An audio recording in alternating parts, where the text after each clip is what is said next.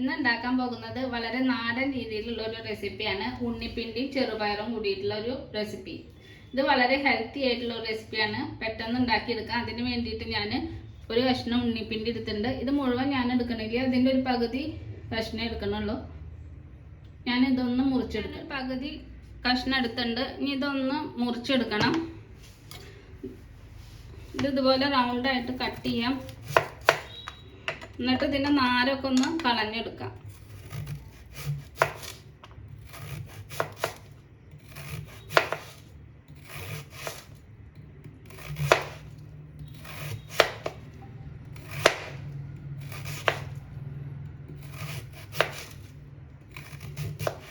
ഇതുപോലെ എല്ലാം ഞാനത് മുഴുവൻ റൗണ്ടാക്കിയിട്ട് നുറുക്കിയെടുക്കട്ടെ. എന്നിട്ട് ഞാൻ ആ ഒരു കഷ്ണം ഉണ്ണിപ്പിണ്ടി എല്ലാം മുറിച്ച് വെച്ചു. ഇങ്ങനെ റൗണ്ടാക്കി മുറിച്ച് വെച്ചു. ഇനി ഇതിൽ ഈ നാര് കളയണം. അതിന് വേണ്ടിയിട്ട് കൈ വെച്ചിട്ട് തന്നെ ഇതെല്ലാം ഒന്ന് കളഞ്ഞെടുക്കാം.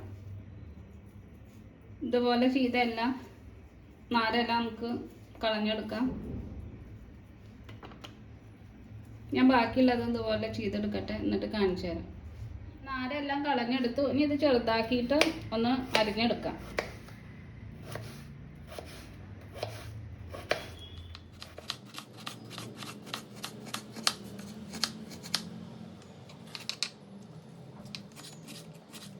ഉണ്ണിപ്പിണ്ടിയൊക്കെ ഞാൻ ചെറുതാക്കി അരിഞ്ഞെടുത്തിട്ടുണ്ട്. ഇനി ഇതൊന്ന് കഴുകിയെടുക്കാം. കഴുകിയിട്ട് ഇതൊന്ന് വേവിച്ചെടുക്കും വേണം. അപ്പം ഇതിൽ നാരൊന്നുമില്ല, നാരെല്ലാം പോയി കിട്ടിയിട്ടുണ്ട്.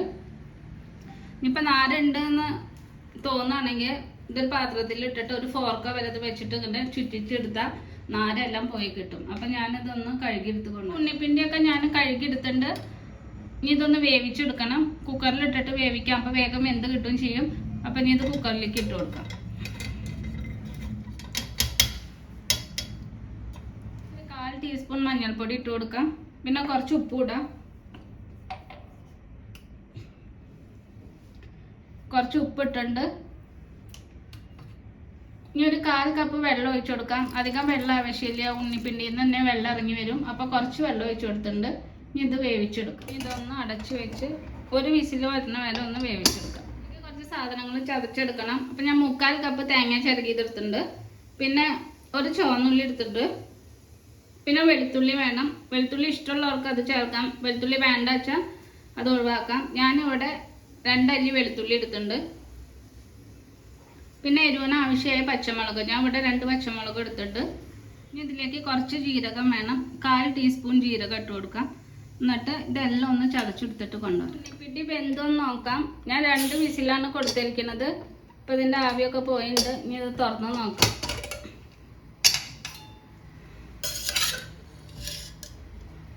അപ്പോൾ ഇത് വെന്തുണ്ട്. ഉണ്ടാക്കാൻ തുടങ്ങാം. ഒരു പാൻ ചൂടാക്കാൻ വെച്ചിട്ടുണ്ട്. വെളിച്ചെണ്ണ ഒഴിച്ചു കൊടുക്കാം.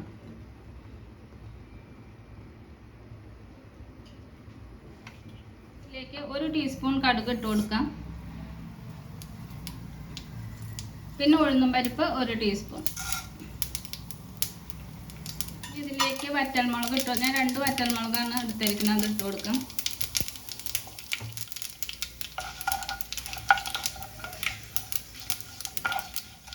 ഇനി കുറച്ച് കറിവേപ്പില ഇട്ട് കൊടുക്കാം.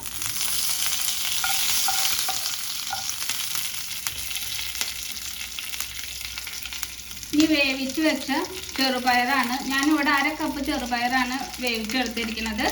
അതിട്ട് കൊടുക്കാം.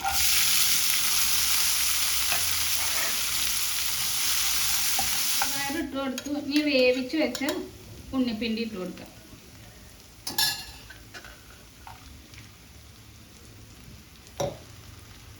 ഇതൊന്ന് നന്നായിട്ടൊന്ന് മിക്സ് ചെയ്യാം. എല്ലാം കൂടി ഒന്ന് നന്നായിട്ടൊന്ന് മിക്സ് ചെയ്യാം.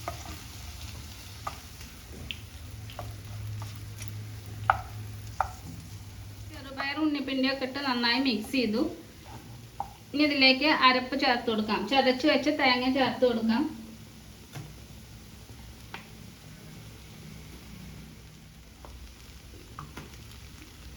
ഇപ്പം ചതച്ച് വെച്ച് ചേർത്ത് കൊടുത്തു. ഇനി ഇത് നന്നായിട്ടൊന്ന് മിക്സ് ചെയ്യട്ടെ. ഇനിയിപ്പോൾ വെളുത്തുള്ളിയും ചുവന്നുള്ളി ഒന്നും വേണ്ട എന്നുള്ളവർക്ക് അതില്ലാതെ ഇത് ഉണ്ടാക്കിയെടുക്കാം. നല്ല ടേസ്റ്റാണ്. അപ്പം ഞാൻ ഇതൊന്ന് നന്നായിട്ടൊന്ന് മിക്സ് ചെയ്യട്ടെ. ഇനിയെല്ലാം ഞാൻ നന്നായിട്ട് മിക്സ് ചെയ്തു. ഇനി ഇതിലേക്ക് കുറച്ച് ഉപ്പിട്ട് കൊടുക്കാം. ആദ്യം ഞാൻ ഉണ്ണിപ്പിണ്ടി വേവിക്കുമ്പോൾ കുറച്ച് ഉപ്പിട്ടുണ്ടായിരുന്നു. പിന്നെ ചെറുപയർ വേവിക്കുമ്പോൾ ഞാൻ ഉപ്പ് ഇട്ടിട്ടില്ല. ഉപ്പിൻ്റെ കുറച്ച് കുറവുണ്ട്. അപ്പോൾ ഞാൻ കുറച്ച് ഉപ്പ് ചേർത്ത് കൊടുത്തിട്ടുണ്ട്. ഇനി നന്നായിട്ടൊന്ന് മിക്സ് ചെയ്യും. തോരൻ തയ്യാറായിട്ടുണ്ട്. ഇത് നന്നായിട്ട് ഞാൻ വെള്ളമൊക്കെ ഡ്രൈ ആക്കി എടുത്തിട്ടുണ്ട്. അപ്പോൾ വളരെ പെട്ടെന്ന് തയ്യാറാക്കി എടുക്കാം. വളരെ ഹെൽത്തി ആയിട്ടുള്ളൊരു തോരനാണ്. അപ്പോൾ എല്ലാവരും ഉണ്ടാക്കി നോക്കണം. ഇഷ്ടപ്പെട്ട ലൈക്ക് ചെയ്യണം, ഷെയർ ചെയ്യണം, സബ്സ്ക്രൈബ് ചെയ്യണം. Thanks for watching.